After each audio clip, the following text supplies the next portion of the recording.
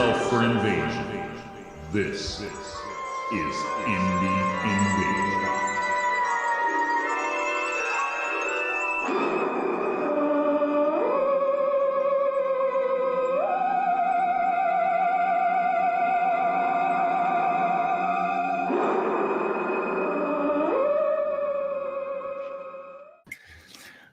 Wow. What up, invaders? We're back. Back in black. Right? Yeah. Sweet. Man, it seems like it's been forever. I came downstairs and I was like, oh, yeah, I got to turn off the dehumidifier. I almost forgot to turn that off. I know, right? I mean, what's 1 week? We missed 1 week. That was my fault. My fault because I was on vacation at the lake. So while I did miss you guys, I really like the lake. Although I did get sunburned pretty good, but I'm okay. So, all right, look, we have Clem's here and Jim, my man Jim, the tabletop engineer. What's up? What's happening? Ron, the man, the myth, the legend. So, hello, everybody. We've got 2 weeks of hobby stuff to catch up on. Yeah, before the shenanigans begin. Probably, start the pre-shenanigans. Chit chat here. Have some pre shenanigans. What have you been working on lately? And you guys in the comments jump in. What have you guys been working on? Yeah, so you were on vacation. I had ended up taking a little bit of time too, just to kind of.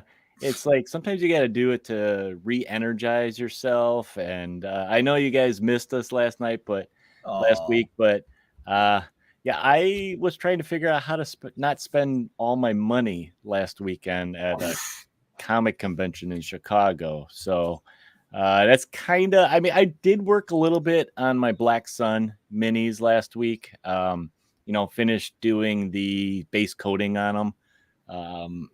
I'm trying to decide if I want to do my usual washes with them, or if I just pull that trigger and go get the Army Painter starter speed paint, and give it a whirl. Because on these kind of models, I'm not too concerned about how they look. So they're pretty good. I've been messing around with a black undercoat and then 2 layers of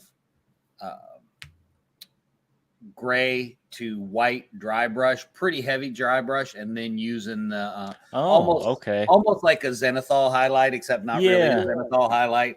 And then using the speed paints, and it's got some really cool results. Let's see what's going on here. So, Jim playing solo games. Yeah, I've seen your videos up there, man. Those are looking good.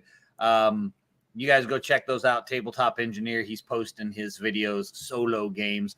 Ron's printing out some dungeon tiles. And let's see. Clem says vacation from what? Living the life of a hobby hero. Yeah, I had to go not hobby for a week. So yes, I did. And Ron's printing, man, I'm telling you, my printer's driving me nuts because I've been building my Mordheim boards, right? So I'm on the second tile, and my printer, I'm gonna push it on the floor. Oh boy! Boy! It'll get about halfway through a print, and then it just goes, "Okay, I'm done. I'm done. I don't want to under extrude. I don't want to do anything." Yeah, if you guys haven't checked it out, I've been posting Max pictures of his work in progress.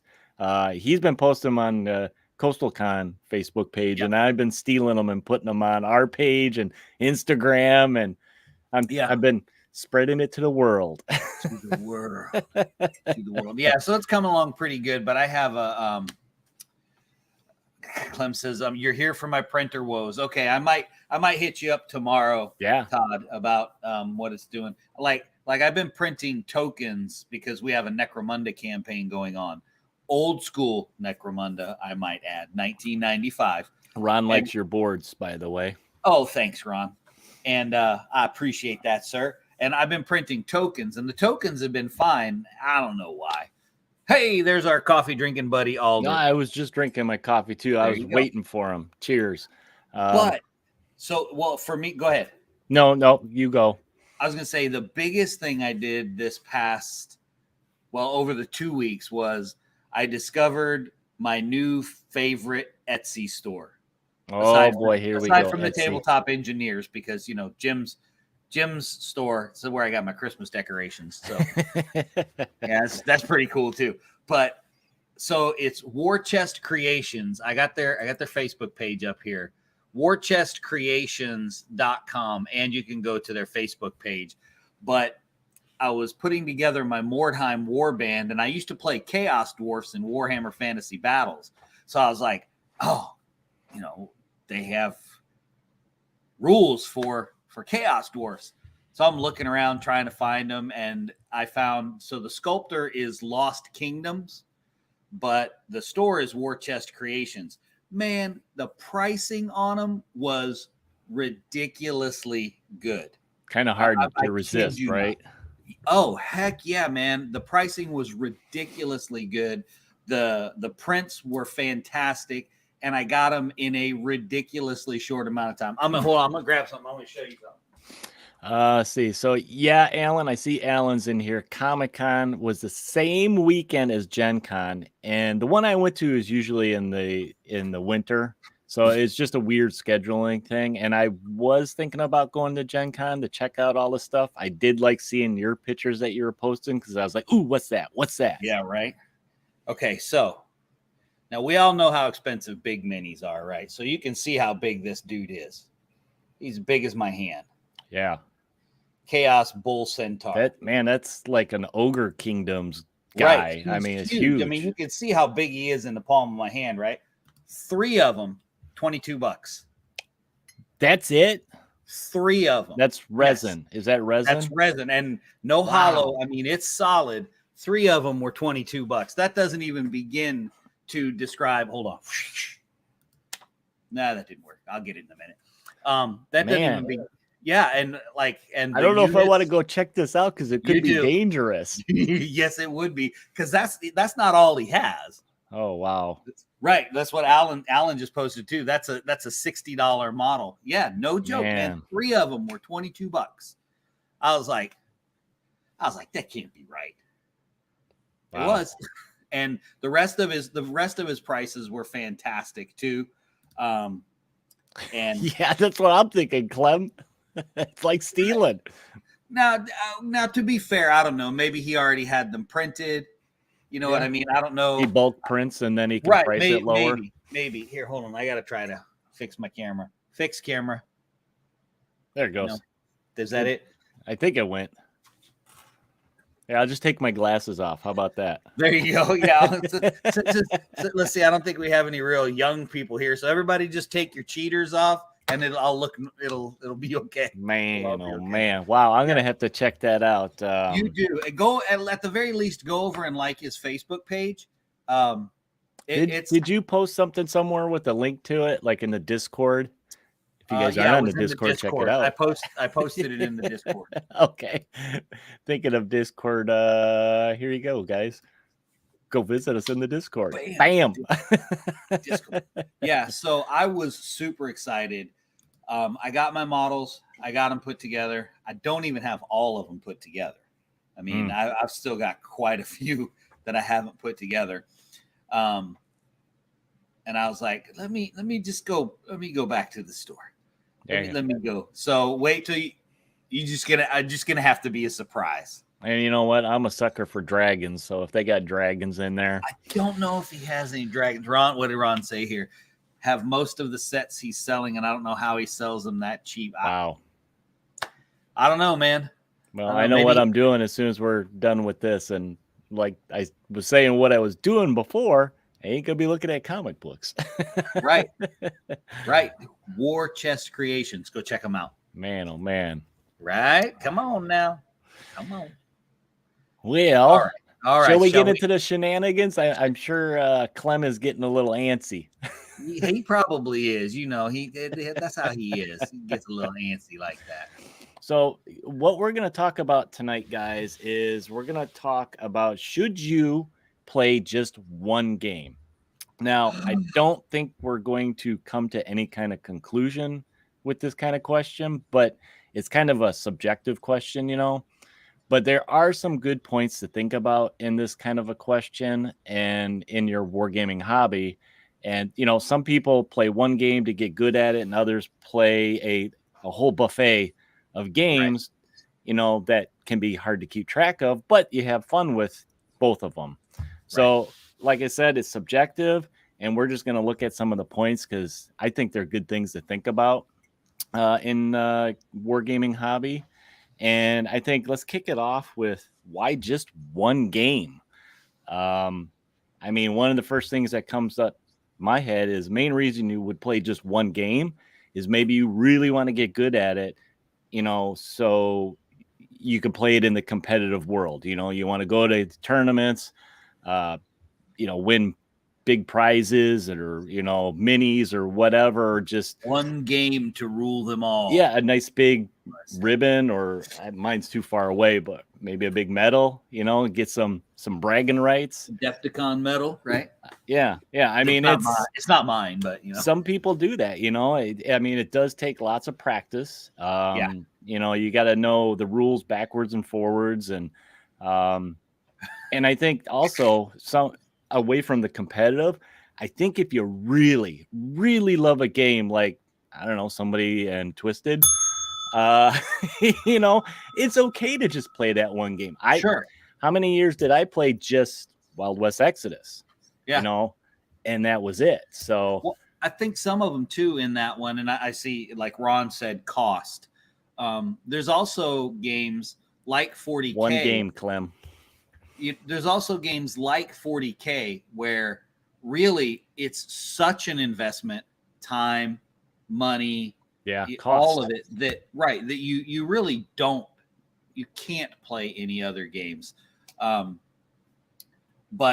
I think there's with the cost part of it, there's some value in that too, because like you said, you learn how to play the game, but it's like you're not trying to convince people every 2 months of a new game and a new game and a new game and a new game. You kind of get that regularly. You get that regular schedule. People know what to expect. So there's some value in that too. On something. Well, I am only drinking water and not coffee. Yeah, so it is a little weird, Alder, to think of that here, but I thought it was a really good question to think about. And I mean, on the topic of cost, for some gamers, money is tight. Right. And, that's all they can afford is just that one game, whether it's money, time, even room. Maybe they don't have the space for your big army games where you have the big regiments or you have a ton of terrain that, that's where you would look at, it's easier to be condensed playing one game. And the skirmish games, like you said, space-wise too. Yeah. So we got a couple of good points up here that I think I'll throw up there. So Clem says, play a game until you tire of the lore. Yeah. That's pretty good. And I think that's one of the things that 40K really has done a good job. That's a big word. Right. The lore is so much that you can just immerse yourself in it over and over again, and because if it's your jam, there's so much to it. I almost think of it like it's a lifestyle game, right? And you think of Magic players or even like the old Hero Clicks, it becomes a lifestyle game that's what your whole focus is because you just have a lot of fun doing it. Yes. Mike had a good one too. Mental bandwidth, how much you can process. How much you can get in there.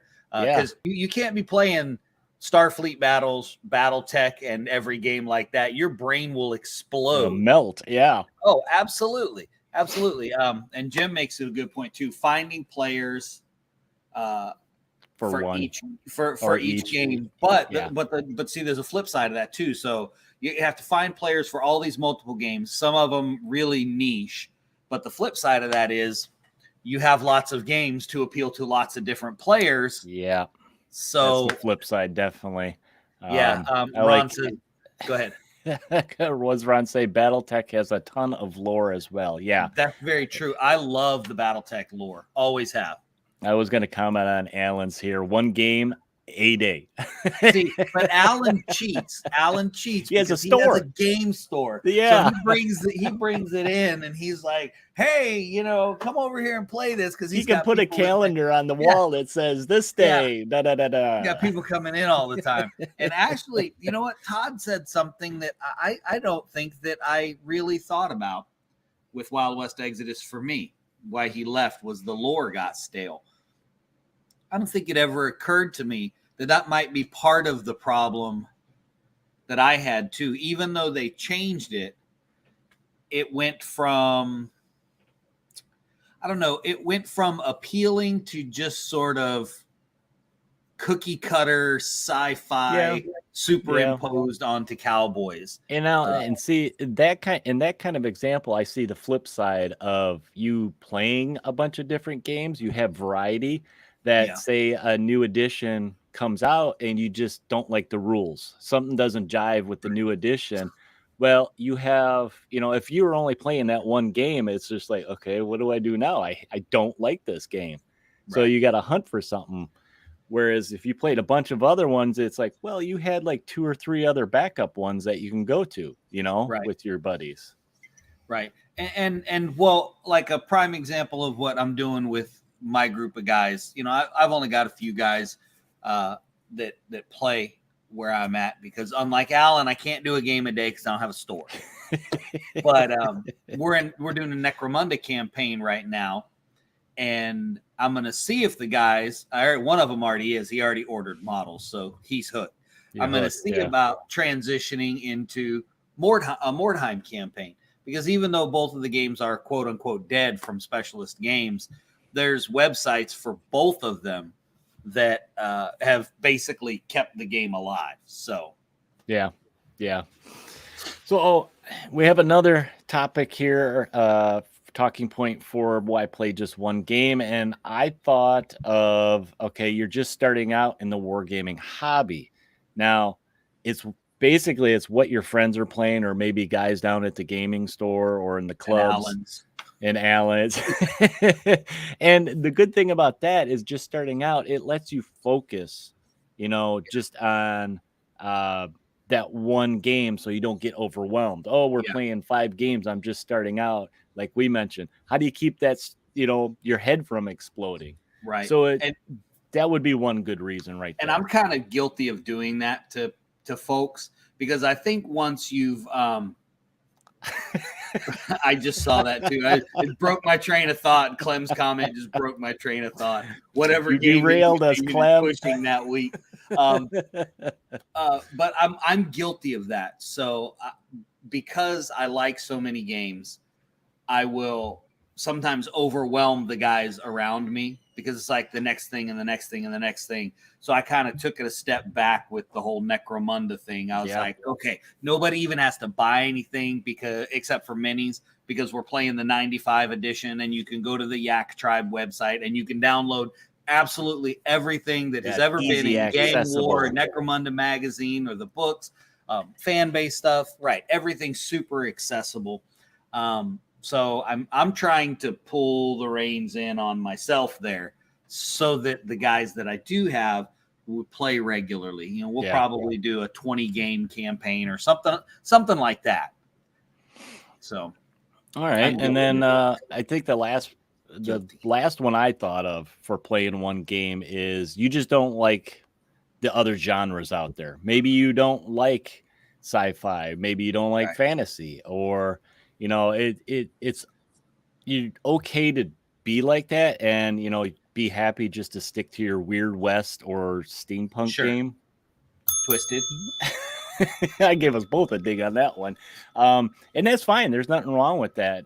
That's your jam. Our friend Brian, I don't ever really hear him talk about other games other than Wild West Exodus. I know he gets them, but I don't know if he really actually plays them. Right. I think he did a little Dystopian Wars. Ron makes a really good point. That's very true, Ron. There's a lot of guys that just play World War II games. I know. Historicals. The Flames of War guys, the Bolt Action guys. Those are large groups of gamers that, I mean, they have a Flames of War and Bolt Action tournament every year at Siege of Augusta when we go. And it's always the same guys. Well, no, they have new players. They do have okay. New they players, are getting new players. They are always you can tell that both of those groups are having a lot of fun. And they're those guys that are, I'm sure they're not all one game committed, but they're very one game committed, if that makes sense. They're very committed to that one. Yeah. Maybe not anything else, but, and Alder makes a good point that Todd said too, is multiple games within that setting. Todd made 2 mentions of that GW does that. His exact words, the big ape is huge for a reason. All their games use the same lore. Yeah. It so doesn't it's easier matter, to jump into them. Right. It doesn't matter what scale of the game, whether it was the perfect example, Battlefleet Gothic, Necromunda, Gorka Morka, Warhammer 40K, Epic. Even though some of those are old games, those 30K. Were all in the 30K. Those that wasn't in the 40K universe, but but it was really close. But those were all the same lore, you know what I mean? And you can get those interlocking pieces really, really build a powerful story. Yeah. Yeah. Hopefully it's not their personal era, but it's some players know what they like, and they're happy with that. Hey, I agree. If I'm going to play a flying game, historical, I'm playing World War I. You know, same thing. That's because that's the era that I like better. Well, how about we go to the flip side real quick? Because I figure we can't just play one game, because most of us here don't play just one game. Why play many games? Now, we kind of mentioned a lot of this. We'll probably breeze through this. Diversifying. Variety is the spice of life. Diversify your portfolio, right? That's right. That's right. So, example. So, if you only know one game and you're going to the shop and you're basically teaching one game, eventually you run out of people to show it to, your buddies or just strangers that come by. So it kind of gets hard to, push that one game, and some people may just not be feeling that game. So if you have a variety of these games that you're into, well, you can show them all kinds of different stuff. It's funny how what we do here. It's funny how games end up regional, isn't it? Yeah. I mean, I don't know what I doubt that there's any kind of explanation for it, but you might go to one, if you're in a certain state, you might go to one section in the upstate, and the Drowned Earth is huge, and you come to the lower part of the state and it's people say, what's that game? And have no interest in the game at all. So it's very interesting how that comes across. You know what I mean? It strikes me as odd. I always look at it as just personally. Someday you may feel like a sci-fi game. The next day you may feel like a fantasy. And going beyond just playing the game, let's talk about painting. Sometimes you don't want to spend hours and hours painting the same regiment of zombies, and sometimes you want to paint knights. So, skirmish games are great for that. They make it a lot easier to jump around with, what you're painting, because it's fun to change it up. Yes. I mean, I remember back in the day painting zombies, and it's like, okay, this guy's boots are going to be brown. This guy's boots are going to be brown. It kind of gets monotonous. So more than anything, I think that's what pushed me more out of 40K is I just got tired of batch painting models. Yeah. You don't want to paint those large skeletons and then some more skeletons, It really became a chore for me. So Todd makes a good point. When you're introducing a game, it depends on how charismatic your game champion is as to whether or not you can sell it. It does. That's very true. Yep. So choices and flexibility. We touched on this a little bit already, and I mentioned about the new edition of your one game comes out, you don't like it. Yeah. You have something else to fall back on and play. Another thing too is building terrain.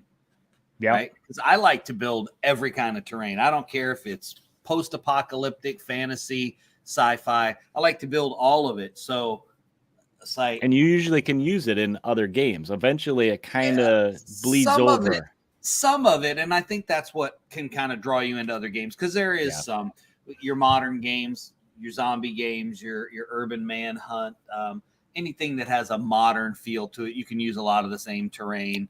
Yep. But it's fun to build all of that extra stuff. Yeah. And I did mention, you're not stuck playing the same old. You got, it's important from playing with buddies that maybe you bring something different to the table. Sure. Keeps people engaged and interested. And let's see, what else do I have? Ample stuff to use in multiple games. We just mentioned that. Especially nowadays with so many mini agnostic games. Yep. In the skirmish, you can use the same minis in a lot of those other games, Sure. which is great. And that kind of, we're talking about cost. Well, that kind of helps with costs in a way. Yes.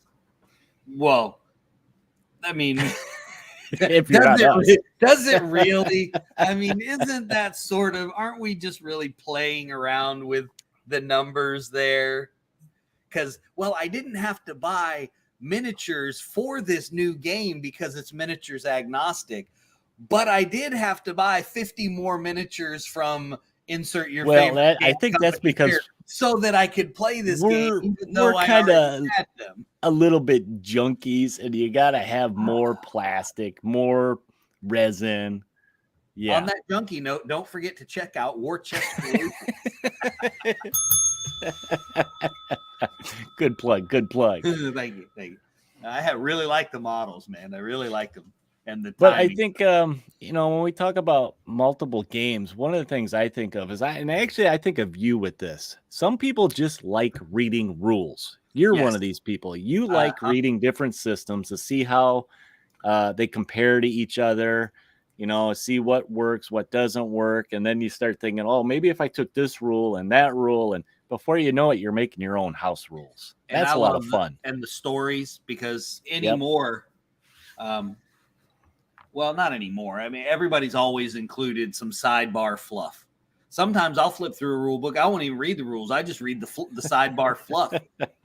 You know what I mean? And then other books, take, for instance, the Drowned Earth hardcover rule book. If you want a game that's going to lay out a whole lot of fluff for you, that book is loaded. Fantastic. Yeah. And on a side note, you can go search the Drowned Earth on Podbean, and you can get most of that lore in audio stories on our Podbean. I think we read all of them, didn't we? We went through that whole book, I think. I read at least 80% of the fluff into audio stories. So, yeah, there's a lot of it in there. Yeah, like Clem says, the hardcover first edition of Wild West Exodus. I remember first time reading that. That was my nightly read was, let's read this chapter. I think I have 2 or 3 of them because I had my original hardcover, and then when War Cradle picked them up, everybody started selling their books for $8. Yeah. And since I was on the beta test team and I already knew it was coming, I was like, I don't really like the new rules. So I'm going to go ahead and snatch up a couple of these. Alan's saying, check out Black Powder Red Earth 28. It's based on graphic novels. So they're basically taking a story that's already out there and kind of expanding on it in the game form. That's another cool thing about playing multiple games. You discover these new worlds, right? Yep. All kinds of new stuff. And I really think, and I know we've harped on this for a long time, and I think it all goes back to we ultimately end up hitting on it at some point, no matter what topic we pick. And there's a very common thread, and it's lore. Yeah. It shows up all the time. There's always story, even for the competitive, say like your 40K competitive 40K players. Okay. Those are some seriously competitive guys, the competitive players, right? They're good at putting together lists and playing the game. But something had to draw them and keep them. And it's just that I like how Todd put it. It's the big ape. that lore. It's so massive, and there's so much to it, and it's so deep. You know, that's what I think. I really think more than anything else, that's what keeps people, because over the past 20 years, Games Workshop, I think, has proven that they are really not a rules writing company. I think that's a fair assessment, that they're not really a rules writing company, but man, can they pump out some lore and miniatures. Yeah, they tell a story. Mean, they sure can. And good minis, you know, I don't hate GW. They got good stuff, man. I am not a hater. I just don't play any of their new stuff. Well, which is better? So we said this in the beginning a little bit. Oh, wait, you're making them answer. I'm logging out so nobody gets mad. Oh, well, I mean, I think this, like I said, we're not going to solve this question. This is up to each hobbyist personally and what works for them. You know, it's one of those, if you're feeling overwhelmed, like you got too many games, well, basically dial it back, you know, to where you just have maybe a core 3 games you play in 3 different genres. Nobody in this group can do that. Yeah. Or, you know, maybe you just love one type and you want to make it a lifestyle game, you know. I sometimes wish I could be a 1 game person.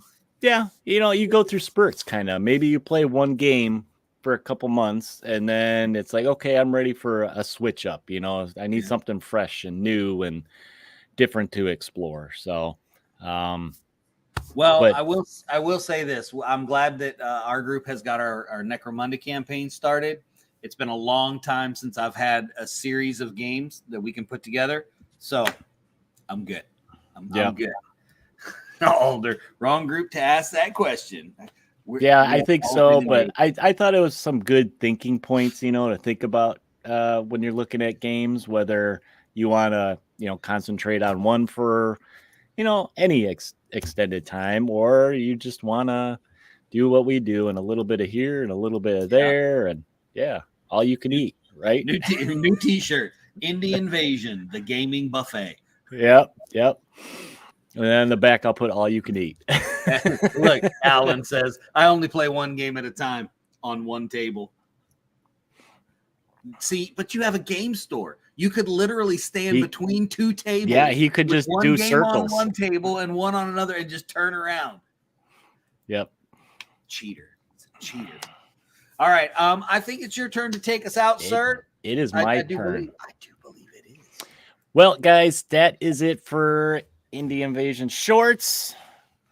30 minutes, fastest 30 minutes in gaming. But thanks for tuning in, Invaders. If you're new to the show or just want some more content, you can find more audio content on all the podcast platforms, preferably Podbean, because we have, I think, everything over there for your listening pleasure.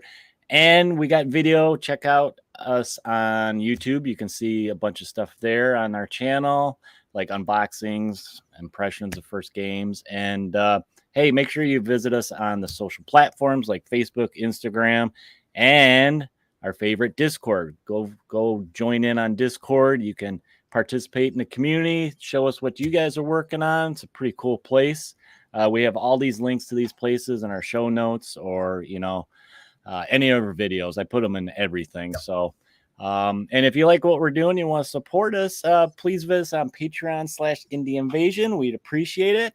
But the best thing you can do is visit us on Redbubble. We got some merch out there for you. If you need some coffee mugs, hats, or shirts, or maybe even some hoodies. It's starting to get chilly. Fall is right around the corner, right? It's not. No, it's not. It's starting to get chilly where you live. It's not starting to get chilly here. Anyway, if you want some winter gear, we got that stuff. We got comforters. Ooh, I wonder if they have snuggle beanies. Up. I haven't looked to see if they have beanies. If they have beanies, I need one, because they might. You know, I got nothing to keep this warm in the wintertime when the doors and the top are off the Jeep. They did just put on what do they call them? The fishing hats. So you can get a fishing hat. Yeah. Okay. So check that out, guys, if you want some merch. But that's all we got for you this week. Until next time, guys, prepare for the invasion.